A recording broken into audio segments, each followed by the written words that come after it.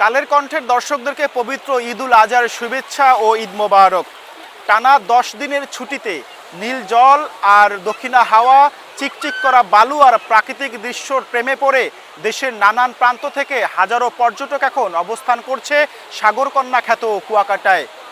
আমি এই মুহূর্তে রয়েছি কুয়াকাটা সমুদ্র সৈকতের জিরো পয়েন্ট এলাকায়।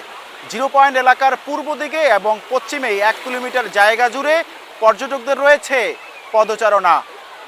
কুয়াকাটা আগত এ সকল পর্যটকরা সমুদ্র সৈকতের বালিয়াড়িতে নেচে গিয়ে সময় পার করছে।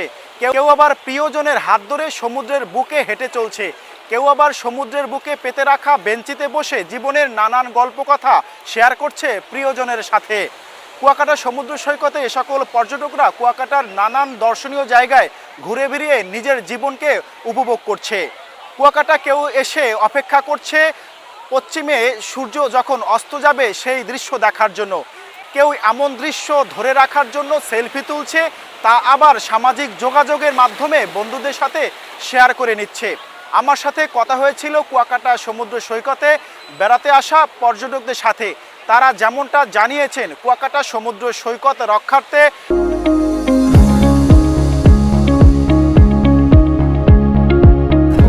যে সকল জিওটিউব ব্যবহার করা হয়েছে, এই জিওটিউবের কারণে তারা সানন্দে কুয়াকাটা গোসল করতে পারছেন না এবং কুয়াকাটার সৌন্দর্য তারা দেখতে পাচ্ছেন না। এগুলো এখন তাদের মরণ ফাঁদ হয়ে দাঁড়িয়েছে বলে তারা আরও জানিয়েছে, কুয়াকাটা সমুদ্র সৈকতকে যদি আরও সৌন্দর্য করা যায় তাহলে তারা কুয়াকাটা সমুদ্র সৈকতে বারবার বেড়াতে আসবেন। আমার সাথে কথা হয়েছে এখানকার ব্যবসায়ীদের সাথে।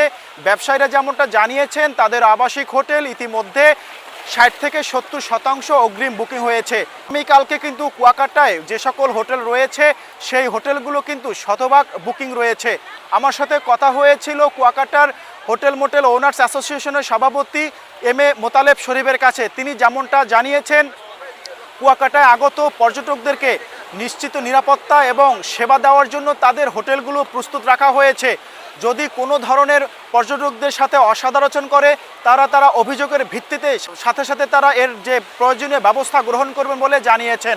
আমার সাথে কথা হয়েছিল কুয়াকাটায় ট্যুরিস্ট পুলিশের সাথে। তারা যেমনটা জানিয়েছেন, কুয়াকাটায় আগত সকল পর্যটকদেরকে নিরাপত্তা দেওয়ার জন্য তারা নিশ্চিত নিরাপত্তার বলয় গড়ে তুলেছেন কুয়াকাটার দর্শনীয় স্পটগুলোতে।